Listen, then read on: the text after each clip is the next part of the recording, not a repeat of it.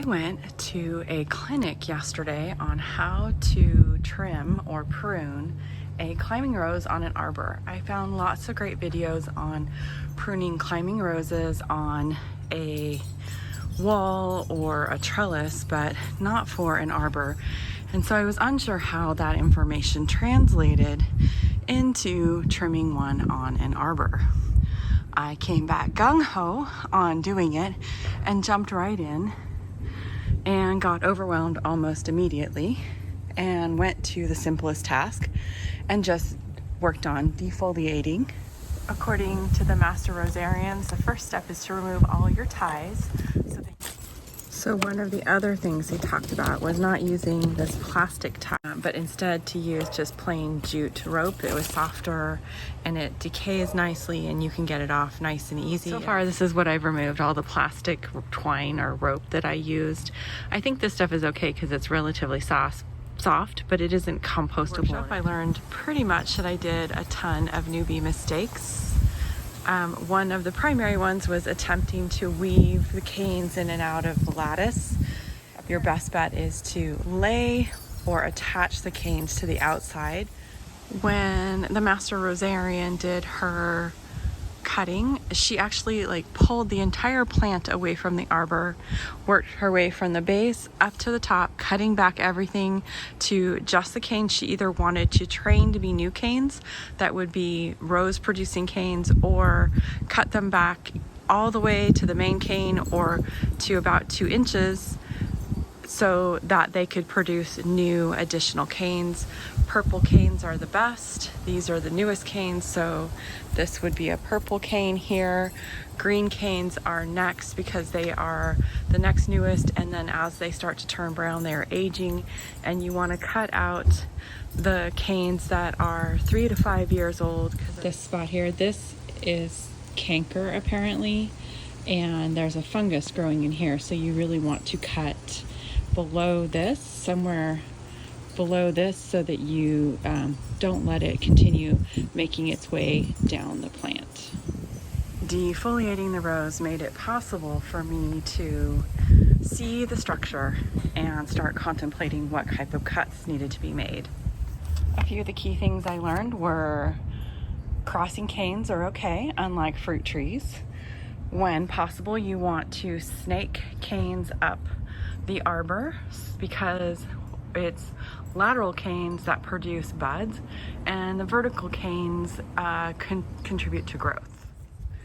So this green branch here, I can really bend, and I should be able to also then bend this up and really create that S shape to get the blooms that I need for next year. My issue is that most of these canes are fairly inflexible, so making S's out of them is just not going to really work. But I can work with what I have. The number of canes at the base doesn't matter. Although when I was there, I noticed that most of the roses had 3 to 5 canes coming from the base, and but they actually had 2 roses per arbor. Technically 4, 2 on each side. They said to get rid of ugly growth or twiggy growth like this, that doesn't contribute to good health, as well as getting anything that wasn't productive. And like with any type of pruning, you get rid of dead, dying, or broken, injured canes as well, because those are all could harbor illness. They said was when you cut a cane, you want to cut it just above the bud, and that becomes the location where the plant will send sugar. It'll come to the end point, send sugar to the bud just below the end, and then it'll send sugar down the cane from the top to the bottom, feeding your plant. So I'm evaluating this particular cane right here. This cane has a lot of twiggy growth. It doesn't have a lot of good growth. It's very short. And when I was looking over the top of the canes, you can see a hole, which indicates that there's possibly a boring insect in this cane. I am going to cut it back to a bud that's facing towards the arbor and take the rest of it off. Honestly, this is terrifying, but Roses are supposed to be forgiving, and this should be fine. That's what I removed. From that particular cane, this is what's remaining. I have a nice flat cut here. They said angle cuts weren't necessary anymore. It was old school.